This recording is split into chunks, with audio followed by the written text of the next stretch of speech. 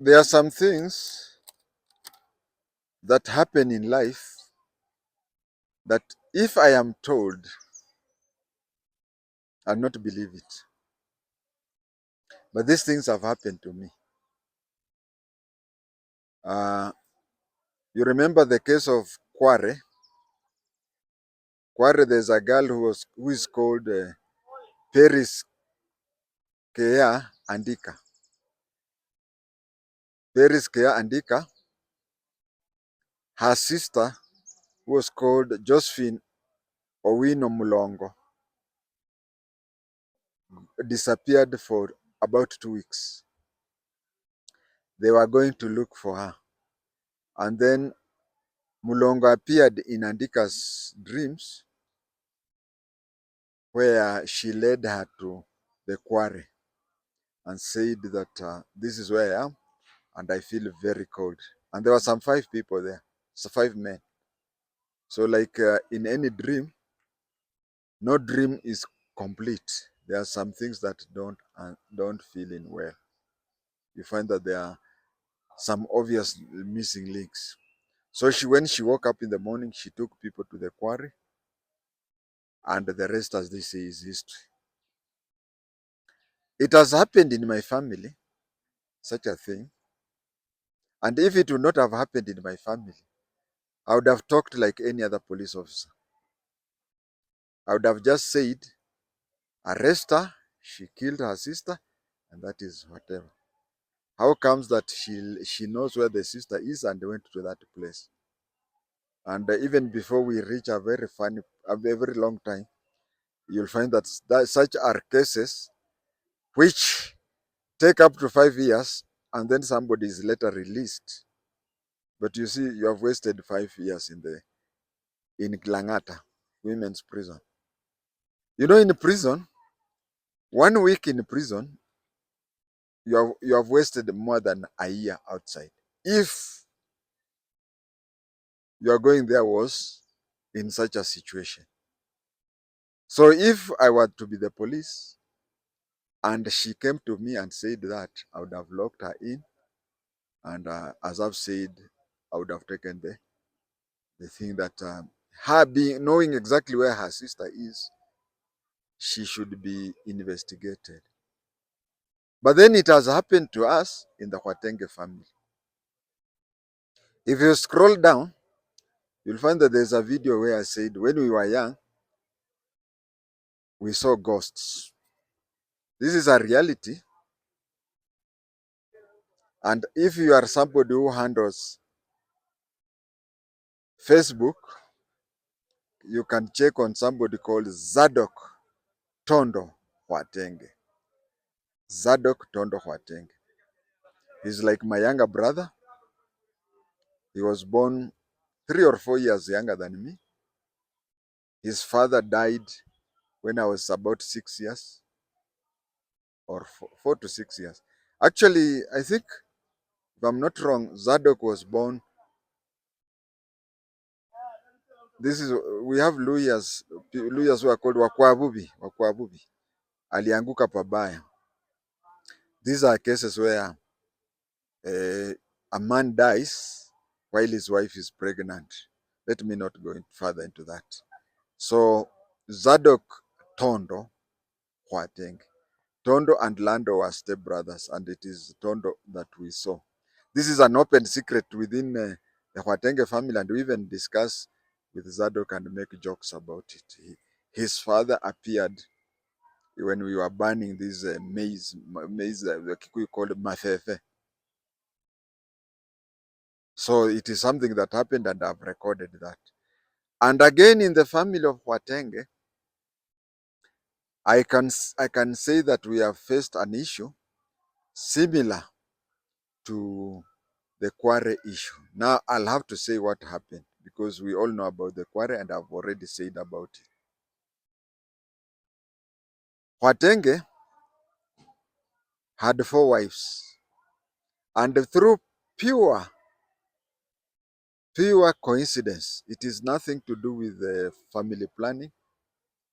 He had 8 sons, and each wife had 2 sons. Of course, My grandmother, for the Kinatondo family, had 3 sons. Then one of them died just as when he was newly married. He was newly married, and when he died, but there's no kids. Uh, his wife was even being cross-examined by people to say if they had a quarrel. They said no, he was just okay. He died by hanging himself. Said maybe mlikosana, no, I just left him. Nikaenda shambani, kurudi nikakuta mmejihang. So in that home wale walibaki walikuwa wawili. One of them was Tondo, another one was called Sabuni. Yes, Sabuni. Then each of the 4 houses had 2 sons who grew up. Now in our Vaengere grandmother, there was Lando and his brother called Kwalanda. Kwalanda had 2 wives. One died earlier than him. The other one is a widow even to today. This widow, she was born in the 20s. She was, okay, let me say she was born in 1930. Let me say she was born in 1930. That is 70 years in the last century plus 24. We are going to 25. That is, she's 95. Between 90 and 95 now. Very strong. And by saying very strong, is that this is a lady who goes to the borehole, collects water for herself, takes it to the house. Not less than 6 mitungis. Now this lady, this mom of mine, she never gave birth to a son. In fact, I'm told that her last born was born dead, what we call stillborn, and it was a male child. But she gave birth to girls only. Now one of her daughters, is the mother to Simon Kwalanda JI-TENGE. So Simon Kwalanda JI-TENGE was brought up in our home to keep his grandmother busy and so on and so forth. It's a long story that I'll not go into because it will take a lot, and it is not even related to the story of KWARE. It reached a time when his own biological father called him and gave him land. He left our home. But even before he left our home, he had suicidal tendencies. Any slight difference between him and anybody, he would tell somebody, I'll kill myself. If you are a Luhya, you may understand. But if you are a non-Luhya, you may not understand. A Luhya will understand when I say, we used to tell the mother that the kid is disturbing because he should go to his biological father. The biological father blesses him because she had even reached a time and she knew that if she were to say that that is the biological father, then the boy had to move out of the home. And you know, if you use the former system of thinking that a woman who has no kids or who has only girls will not be allocated land once her husband dies. They wanted him they wanted Huatenge to stay there so that he's given a piece of land and then the grandmother can safely stay there. But it reached a time when he himself made a decision to go and see his biological father, and the biological father assigned him land where he now lies buried. As I was saying that Luhyas, ukiona mtoto anasumbua sana, you start saying maybe the father is cursing, maybe the whatever, let him go and let him go and be blessed with the father. the father should lay his hands on his head and say, my son, and then say, Dad, do you know I'm your father? He say, for those who are not, especially Kikuyus may not understand that, but among Luya, it is a very strong belief. He went there, talked to his father, and then the father blessed him and gave him land. Coincidentally, the father did not last a year. He died. But you see, all the time that Simon used to stay at Huatenge's place, he used to, whenever there was any slight difference, he would say, Nitajinyonga, I'll kill myself, I'll commit suicide. And many times he would be told, do you know the price of a rope, or do you want me to buy a rope for you? There is that system where people believed that by trying to threaten him that way, he will change his mind. Or telling him, I know where the aggrovate is, and I will go there and buy rat for you, such a thing. But then on a few occasions, he attempted suicide, especially by swallowing things that cost him almost near death.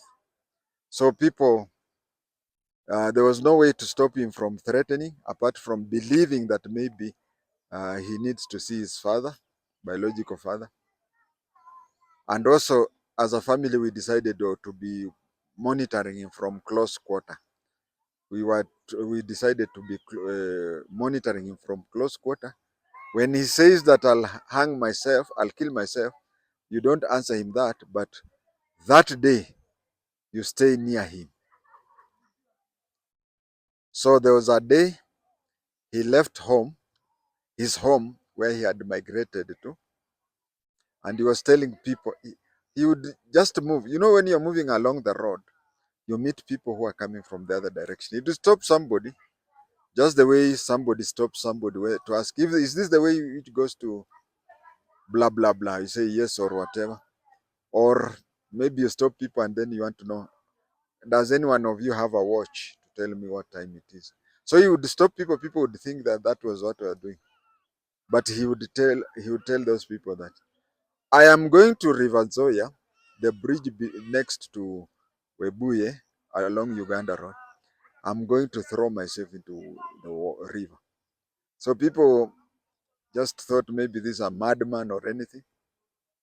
But people who are monitoring him from behind gave him, such people, you don't monitor him, you don't mount surveillance on him or her from a place where he or she sees from a distance. So people started following him. They followed him. He crossed the first river, went to Chimoi. And you see, those people who are following him, they would describe him. Have you seen somebody who looks like this? The only member of the Huatenge family who was not tall. Have you seen somebody who is of this and stout and whatever? And the people would say, the one who was saying that he's going to Ninia, he's gone. So people followed him slowly by slowly, all the way towards the river. First of all, he passed the first river, which is a river Luandeti next to Chimoi Trading Center. And he climbed up that place and he was telling people, those people he was meeting.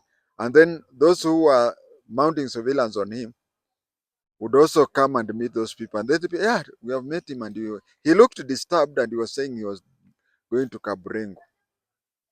So from the junction to Kakamega onward, they met people.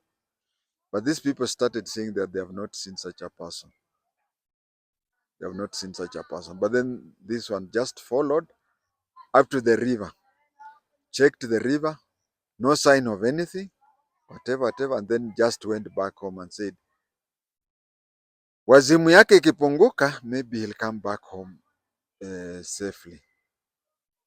And then they went back home, stayed there for some time.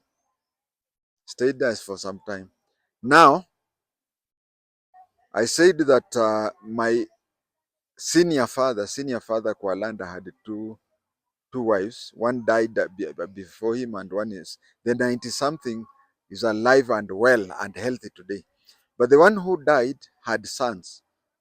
Now, one of my sisters-in-law in that house where they had sons, one day woke up and went round and told people, I have seen him.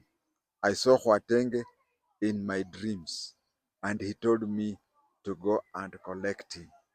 He had been blocked by reeds which have overgrown in River Nzoia. People followed her. I was not there, but for those who have dealt with those things, is that when somebody is talking to you, he or she looks like somebody who's possessed. Somebody who's possessed. So she collected a few people, went. In fact, did not even reach where the bridge is, but there are some places. She was just remembering what she had seen in the dream. She went into the river. They waded into swampy places and whatever, and there they found bones, and a rotting person whom they could only recognize through the clothing that he was dressed in to be Simon Kwalanda JI-TENGE. He was taken and given a befitting burial. So whatever happened in KWARE, the part of me as a police officer said, I would arrest that person and place her in cells. But for what has gone through, especially matters to do with my own nephew, these things do happen. I don't know whether you see the case of Andika and Mulongo. She appeared in the dream of her sister. Now, in this episode, Simon Kwalanda JI-TENGE appeared in the dreams of his uncle's wife. I'm avoiding using the word auntie because of the African way of handling those things.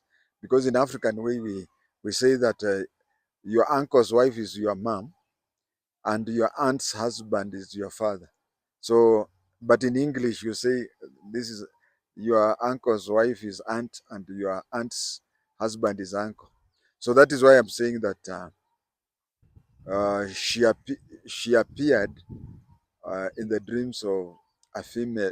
He appeared, Simon Kwalanda JI-TENGE appeared in the dreams of a sister-in-law of mine who went to the very, very same place. In fact, during daytime when she was leading a delegation of people to where uh, his body was, she had never gone there, but she was just going and people were following her. And they found that they were overgrown. When he threw himself along River Nzoia next to Webuye on the Ugandan road, his body was swept down and it was taken to where the reeds were. Viewers, that is a personal experience. I'm a Christian like you, and I have no relative from Mukambani or from Mazeras to put it into witchcraft. But these are things that happen, and it really happened. Thank you.